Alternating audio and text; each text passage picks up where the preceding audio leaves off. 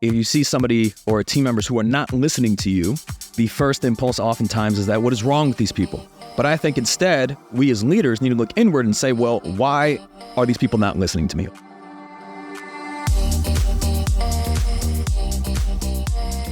I'm Michael Mogill, founder and CEO of Crisp, the nation's #1 law firm growth company. I've built my business through practice, not theory. Crisp started with just $500 to my name and has grown to over 8 figures in revenue over the last few years, earning a spot on the Inc. 500 list of the fastest growing private companies in America. Our approach has been to take everything we've learned about generating massive growth within our own organization and help the country's most ambitious and committed law firm owners do the same for theirs. In each episode of this podcast, I sit down with innovative market leaders from the legal industry and beyond to learn from those who thrive in the face of adversity, challenge the status quo, and define what it means to be a true game changer. This is Jessica, Head of Coaching Strategy at Crisp, and today we're flipping the script for another special edition episode to get Michael's take on why big risk lead to even bigger rewards, why the first step to making progress is telling yourself the truth, and how to transform low achievers into superstars in your organization. It may not be your fault, but it is your responsibility. And leadership is intentional influence. And if you can't intentionally influence your team members, and if you can't help them grow, then you have to grow and develop as a leader. That's coming up on the Game Changing Attorney podcast.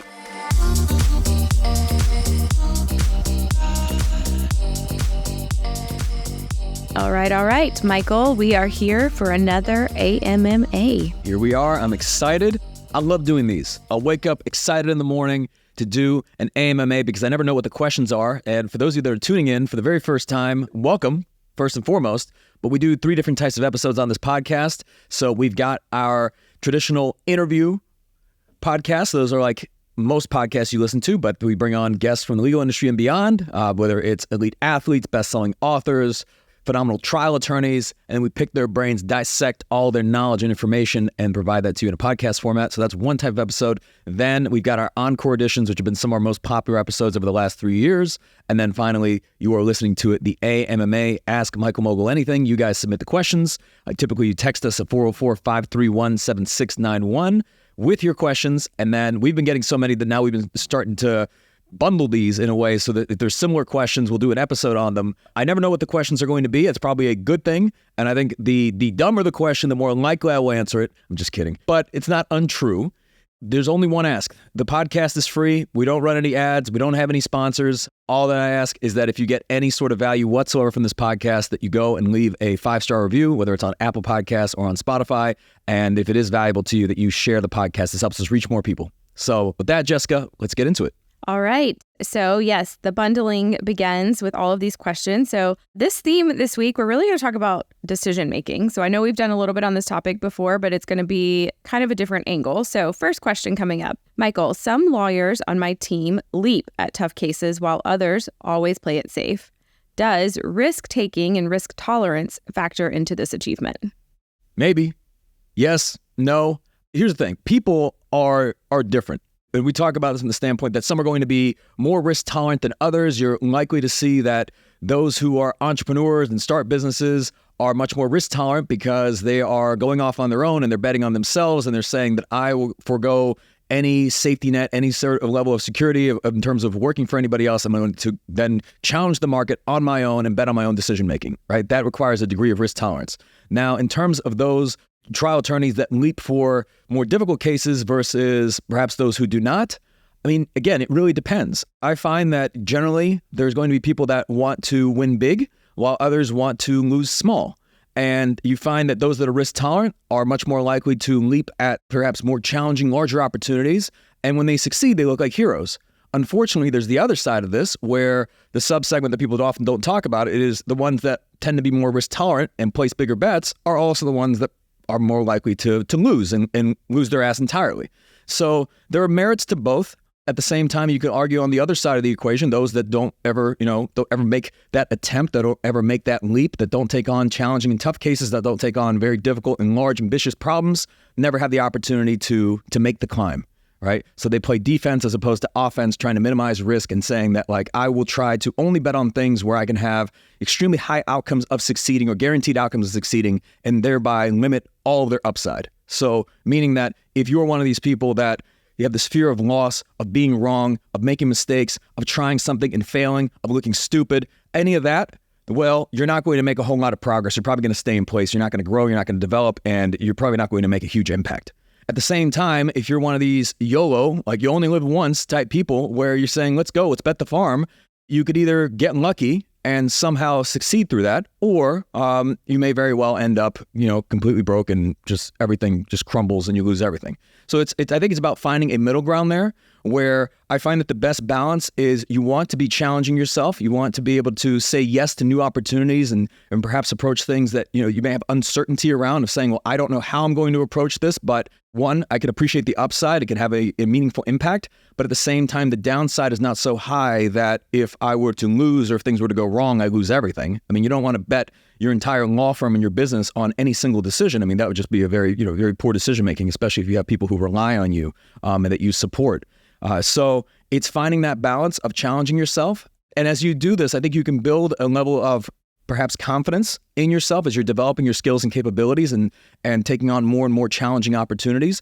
But there's this concept, it's called progressive overload. I mean, this is how I look at things. If we're talking about, let's say, health and fitness in the gym, let's say you go in the gym for the very first time, you've never exercised before, and you say, I'm going to go lift 500 pounds, right? I'm going to do a 500 pound bench press. You would probably rip your arms off, right? Because if you've never done that before. So you don't start at 500 pounds. You may start with just the bar, which is 45 pounds. And then as you come in, each time you work your way up and you're challenging yourself and you're building those skills and you're building those capabilities to where you then get to the point where one day you can lift 500 pounds. So I think the lesson here is that with progressive overload, you're challenging yourself at a level that is not so challenging that you're just completely unable to do it, but it's not so easy that you're not excited or you're disengaged, or it's just something you already know how to do and it's a sure thing, because otherwise you're not going to grow.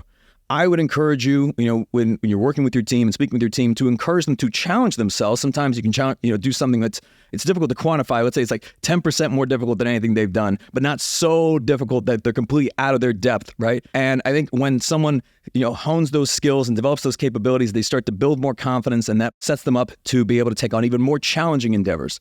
That's my thought on it. You're going to have different personality types. You're going to have people that are going to be much more risk tolerant than others. But the focus really should be on, are they growing? Are they developing? Are they better than they were a year ago?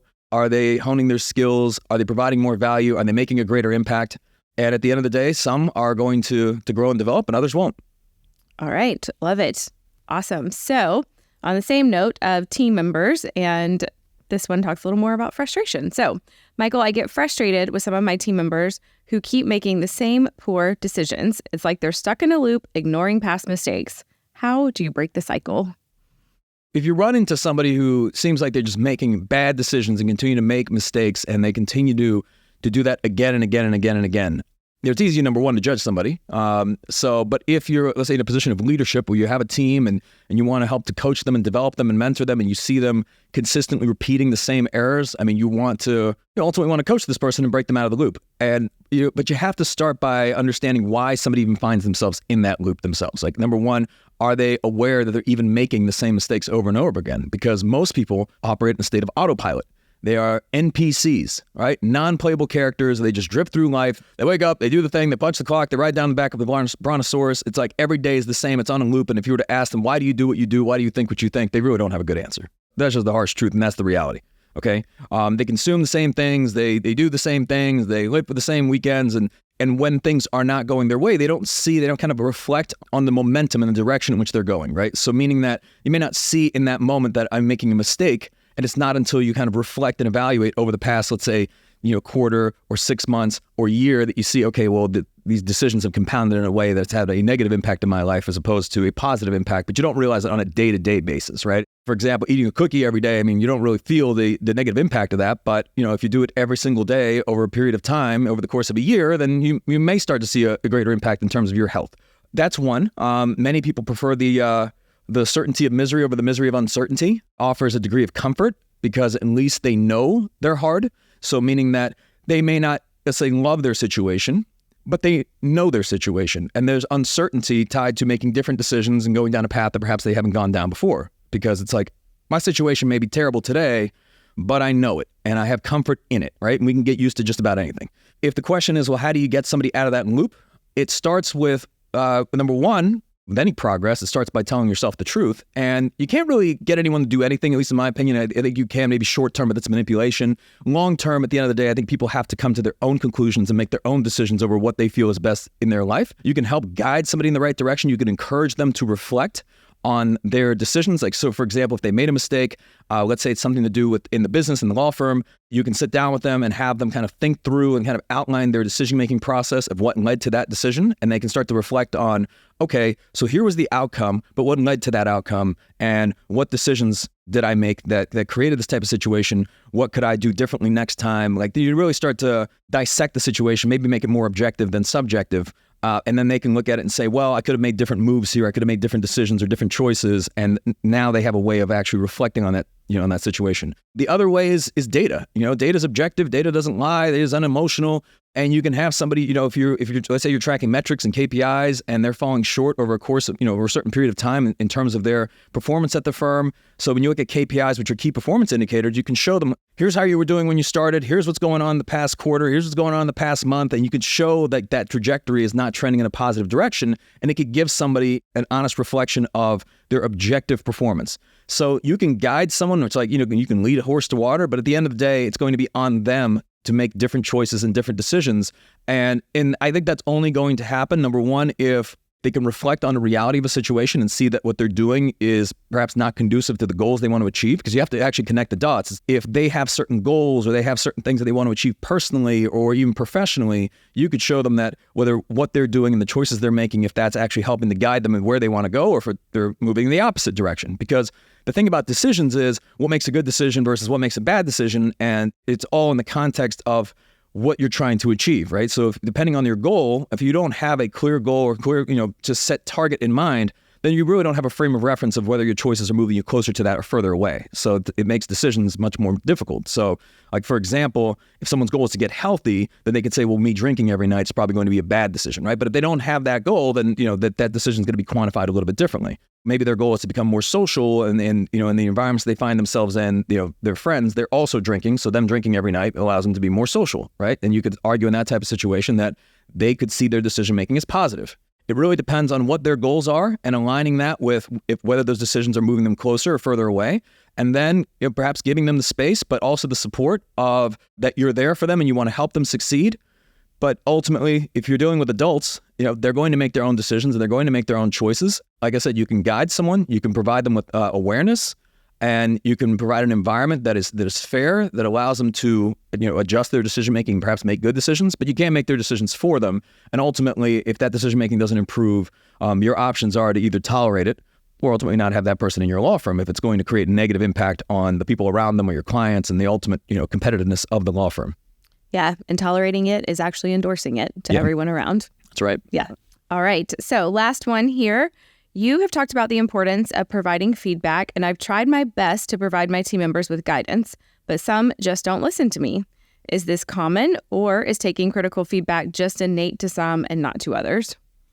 Yeah, so this is interesting. So I think a lot of times as leaders, if we're providing feedback, and let's for the sake of this question, let's assume that feedback is constructive, right? So the goal is you want to help somebody correct certain behavior or certain decisions that they're doing, and you want to guide them down the right path. And if you see somebody or team members who are not listening to you, the first impulse oftentimes is that what is wrong with these people? But I think instead, we as leaders need to look inward and say, well, why are these people not listening to me? Like, why are they not taking my feedback? And that could be for a number of reasons. Maybe they don't trust you. Maybe they don't believe you have their best interests at heart. Maybe they don't believe you. I think it's first dissecting that, especially if you have team members who do listen to you versus other ones who do not. Maybe there's nothing wrong with them. Maybe there's something that they're cautious to take feedback from you. Maybe they don't believe you. A lot of it also comes down to like, what type of example are you setting for them?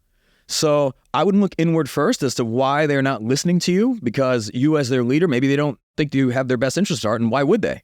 Have you demonstrated in the past that you do want to help them and you do want to, to support them? And then again, without any context as to how this feedback is being delivered, maybe they could see it as just pure criticism and maybe they don't see it as a way of like you actually being vested in their success and in their growth and development. Maybe you haven't connected the dots for them in terms of how this feedback that you're providing is actually going to help them potentially achieve their goals, but professional goals, personal goals. I would look inwardly at you as the leader and at how you're delivering that feedback, and also whether there is trust established, because if there's not, they're not going to listen to anything you say, right? If they don't trust you, if they don't believe you, if the example that you're setting is not aligned with someone that they respect, then ultimately, I mean, you can't command respect. It's certainly not in the long term.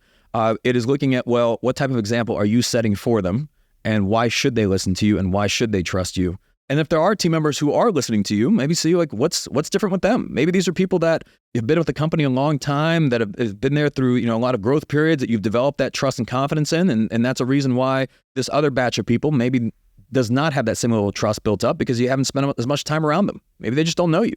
So I'd look at it inwardly. At the end of the day, it may not be your fault, but it is your responsibility. And leadership is intentional influence. And if you can't intentionally influence your team members, and if you can't help them grow, then you have to grow and develop as a leader.